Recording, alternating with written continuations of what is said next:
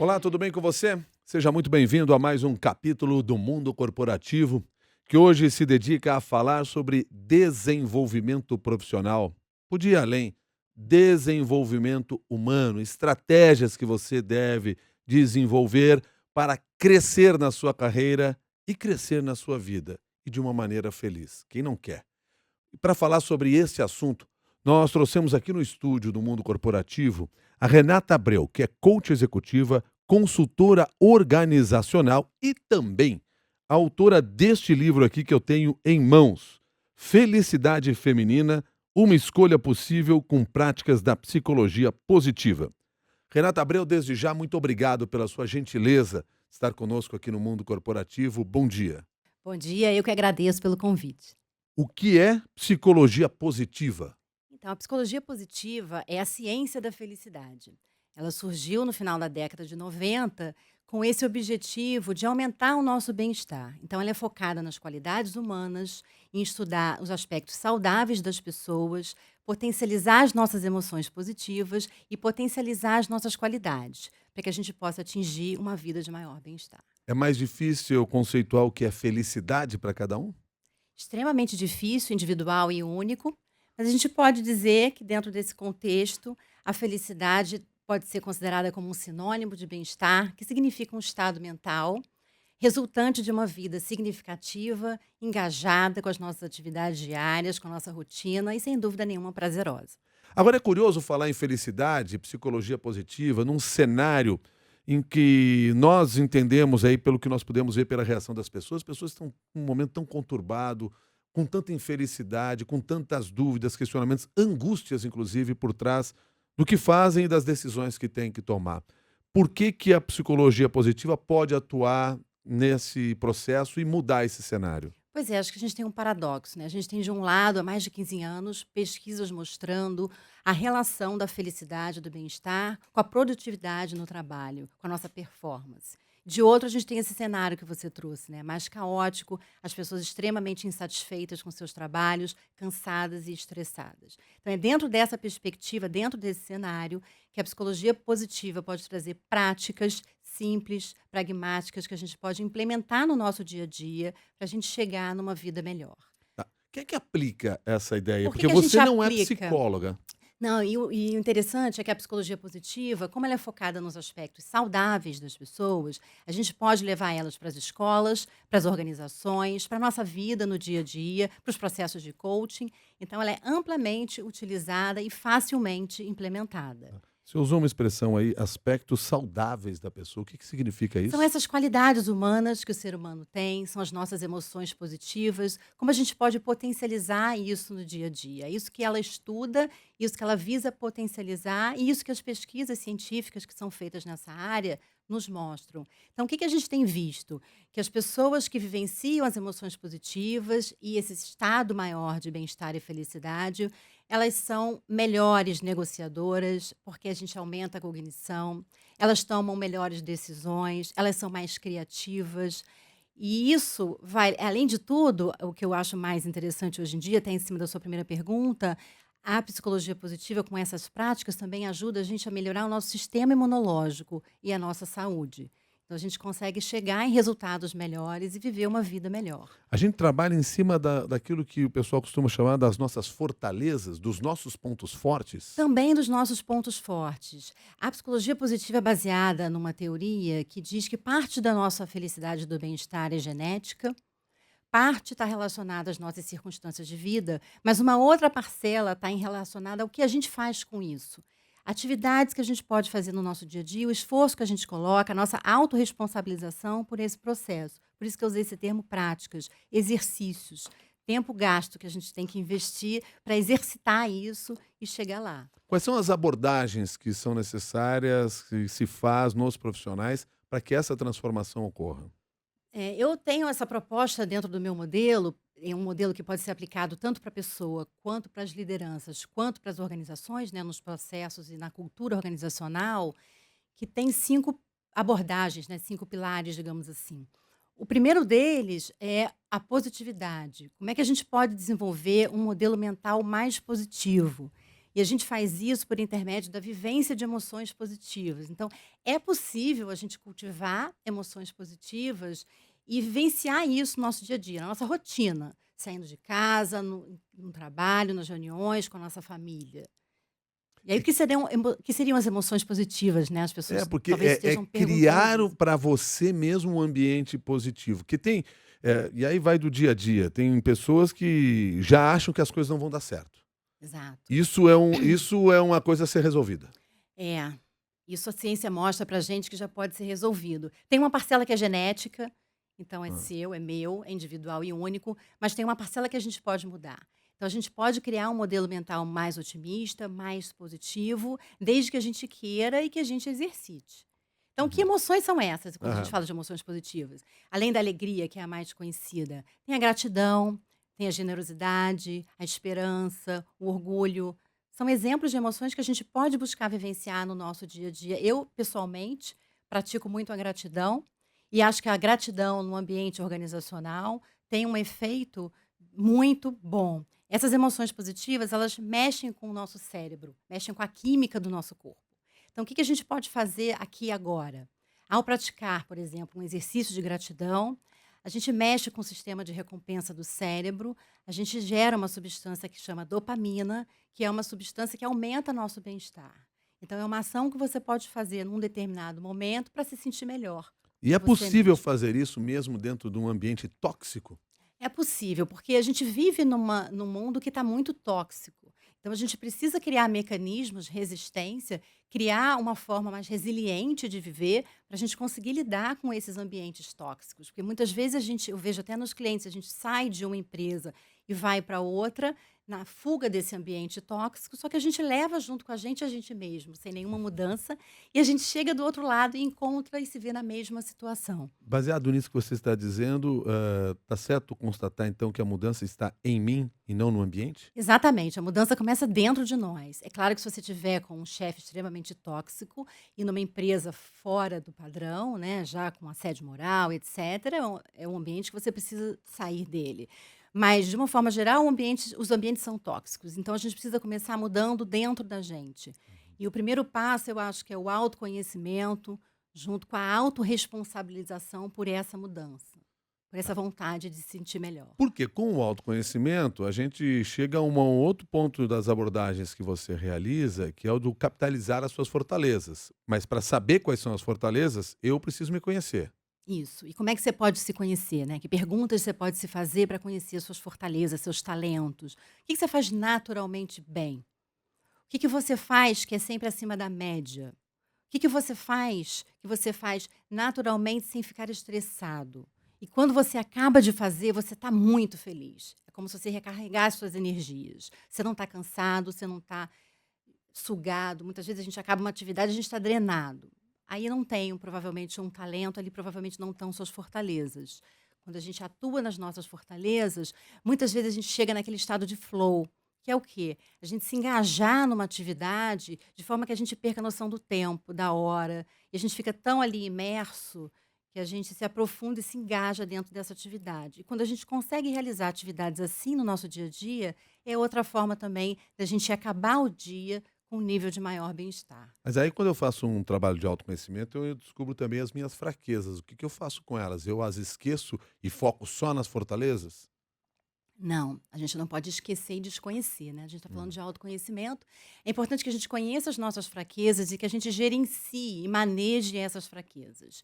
Mas o grande investimento de tempo, de dinheiro, tanto das pessoas quanto das empresas, tem que ser nas fortalezas. É muito comum o RH fazer um mapeamento de gaps e investir ali. O que que falta? O que está faltando? E eu vou investir ali o meu budget de treinamento. Quando, na verdade, a gente tem que olhar o que eu tenho de bom. Onde estão as fortalezas dessa empresa, ou da minha equipe, ou do meu filho, e é a partir daí que eu invisto. Muitas vezes a gente pega um boletim escolar, o que que a gente vai Uhum. olhar? As A notas pior ruins. nota. Você tem Quando a que gente melhorar nisso, meu melhorar filho. nisso, e aquele sofrimento, é aula particular e aquilo vai se arrastando. Como a gente pode ajudar desde cedo nesse autoconhecimento, nesse desenvolvimento? Buscando o que a criança tem de melhor. Então você vai olhar a melhor nota. E você vai olhar como é que você pode potencializar ainda mais o desenvolvimento naquela área. Bom, dentro do trabalho que você realiza, você também atua, na criação de um propósito para esta pessoa. A gente fala sempre muito o propósito da empresa. O colaborador, o profissional tem que ter um propósito seu? Sem dúvida, eu tenho visto muito na minha experiência pessoas esperando que a empresa entregue um propósito. E isso acho que é muito sério. Eu Hum. acho que a empresa ela tem que ter o seu propósito, seus valores, e ela tem que trazer condições, um ambiente, uma cultura, políticas, práticas que ajudem a gente a também se conectar com esse propósito e a partir dali se desenvolver. Mas o propósito ele é único e ele começa num passo anterior, que é no significado. A gente precisa entender qual o significado da vida. Então, o significado está relacionado a como você interpreta o seu papel no mundo. Qual é o significado da vida para você? E a partir daí você vai estabelecer o que você quer entregar para o mundo, para a humanidade, para as pessoas, que legado você quer deixar. Esse é o seu propósito, essa é a sua busca, essa é a sua causa. A partir disso, você tem valores, princípios como pessoa.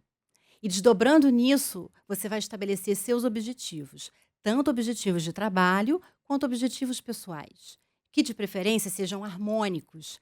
Aí está uma grande dificuldade que eu vejo hoje nas mulheres que têm cargos de liderança e se desenvolvem no mundo corporativo, porque muitas vezes esses valores não estão muito claros e a gente estabelece objetivos que são conflitantes entre si, não são harmônicos.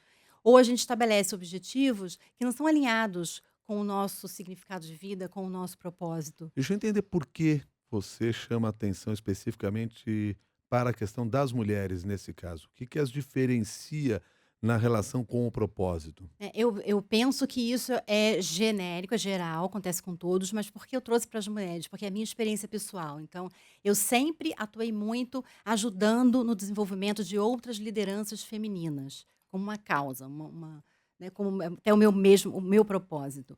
E eu me descobri com objetivos conflitantes e descobri muitas outras mulheres que eu vinha ajudando também com esses objetivos conflitantes. Porque, mais do que nunca, as mulheres estão se desenvolvendo no mundo corporativo, estão ganhando espaço, estão ocupando posições nunca antes vistas, mas com um modelo de referência antiquado, que é o modelo patriarcal.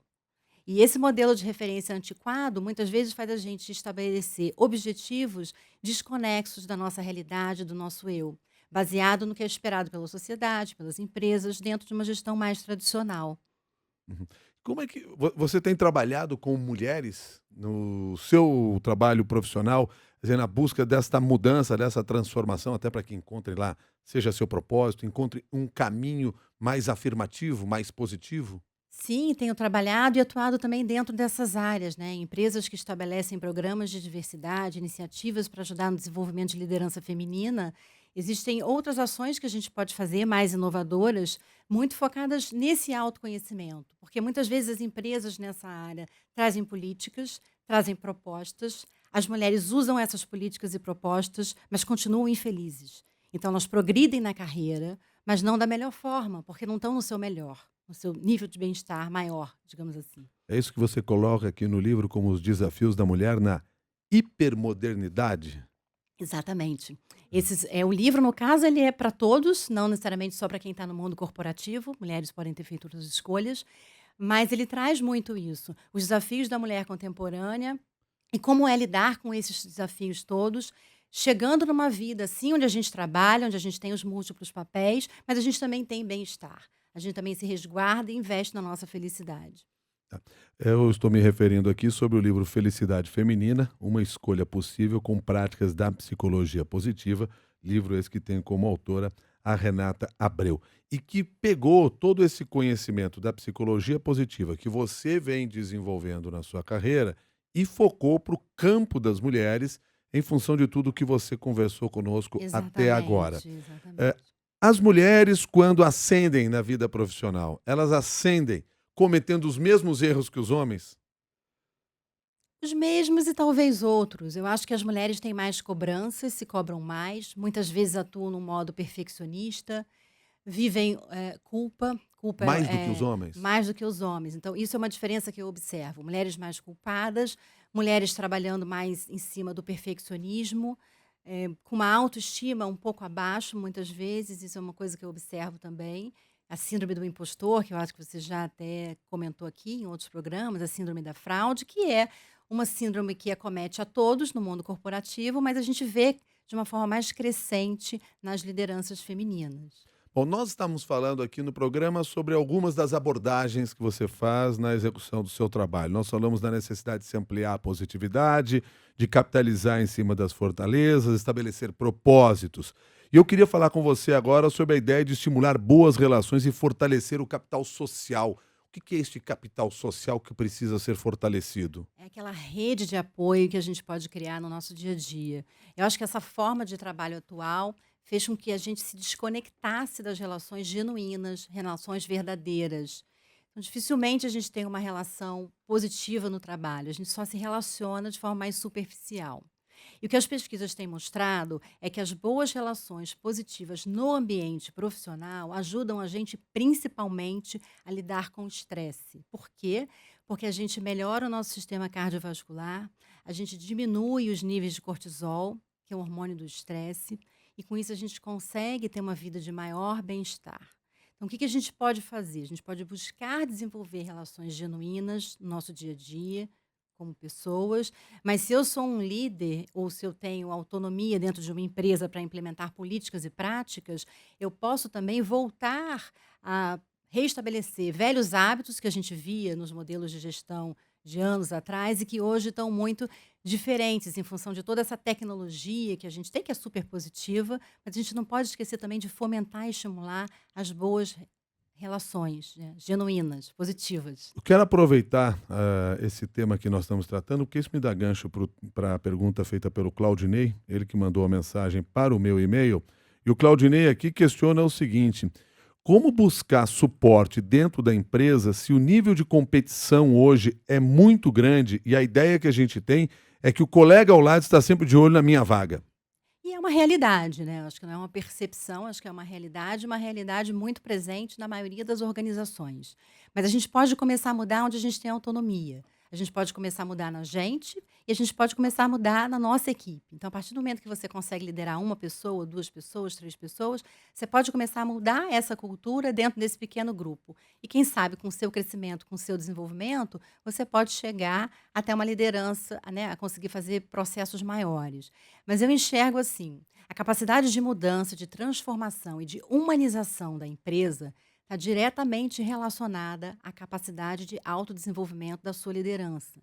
Então, se a gente tem líderes que chegam só até um determinado patamar de desenvolvimento humano, a gente não pode esperar que essa empresa vá além disso.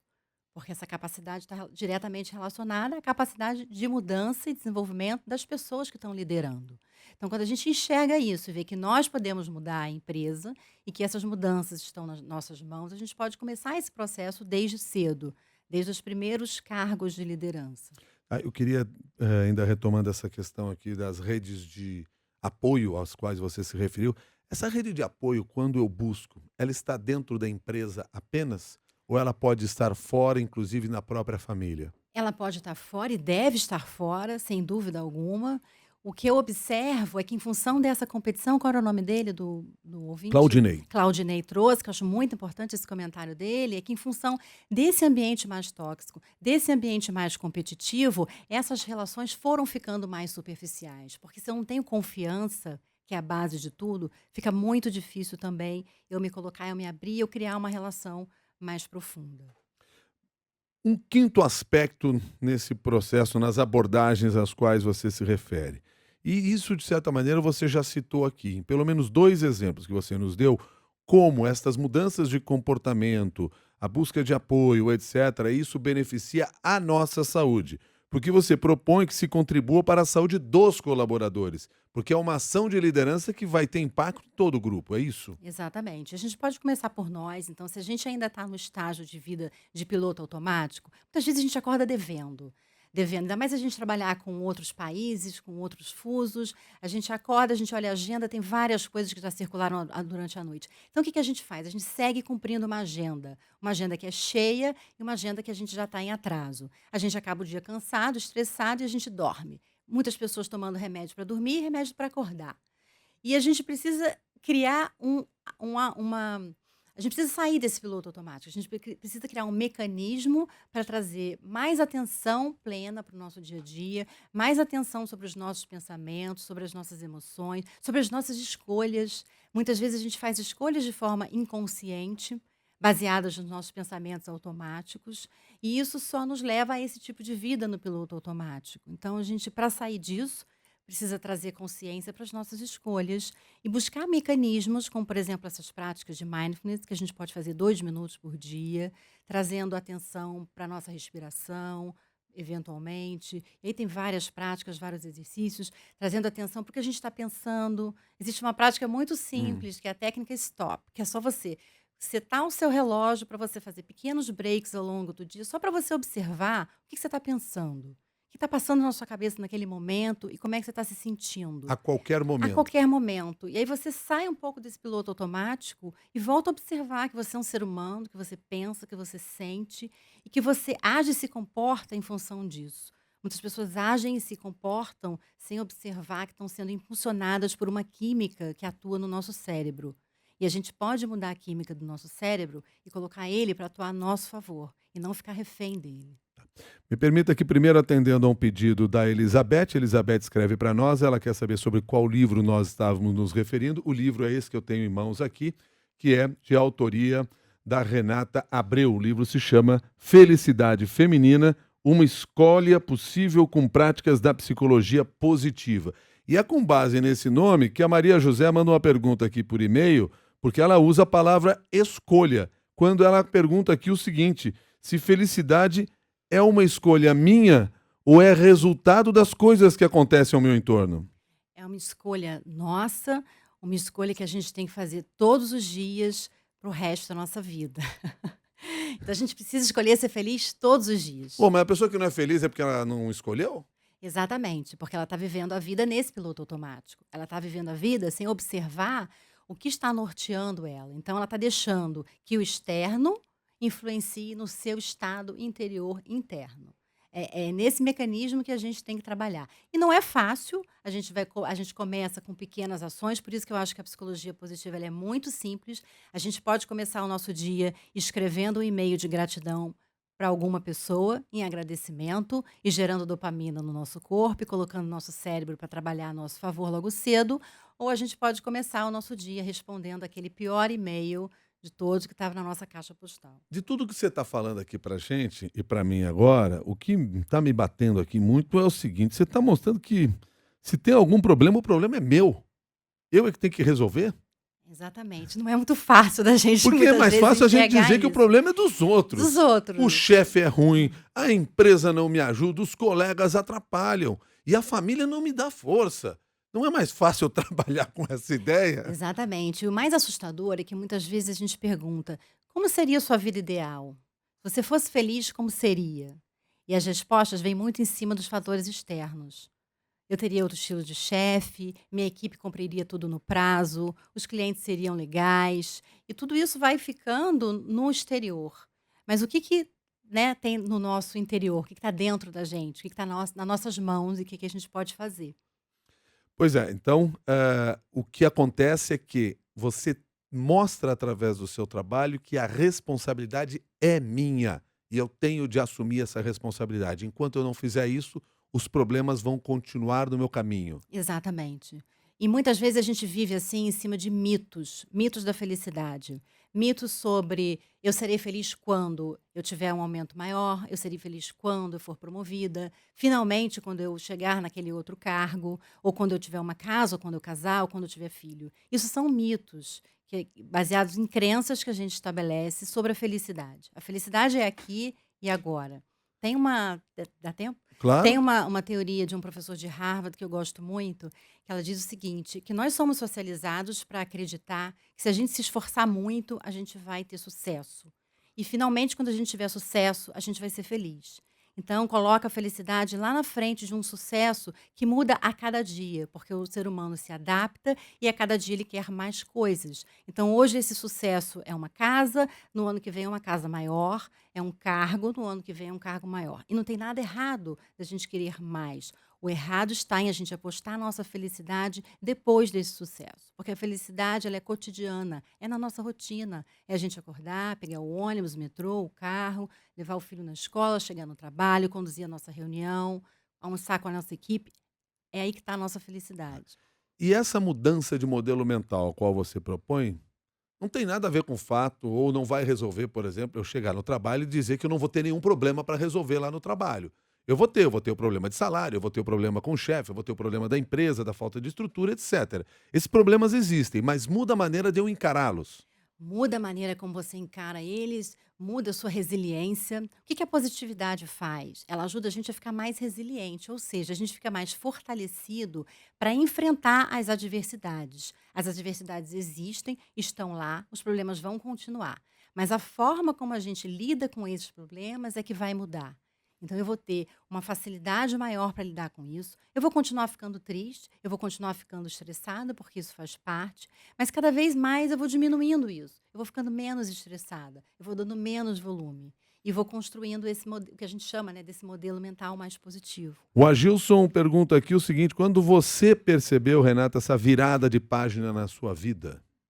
Então, qual é o nome dele? Agilson. Agilson. Eu tinha o que a maioria das pessoas considera uma vida de sucesso. Muito bem casada, 3 filhos maravilhosos, uma boa casa e um cargo de diretoria numa das melhores empresas para a gente trabalhar. E eu achava que estava tudo bem, estava tudo certo. E um dia eu descobri que, na verdade, eu estava cansada, estressada e muito menos feliz do que eu poderia. E foi aí, então, que eu resolvi aprofundar os meus estudos na psicologia positiva e fazer todas essas descobertas e todas essas mudanças. E daí veio o mote, né, o motivo, a motivação para escrever o livro e mostrar para outras pessoas que a gente pode escolher diferente, a gente pode fazer E diferente. você faz essa mudança depois de quanto tempo de carreira?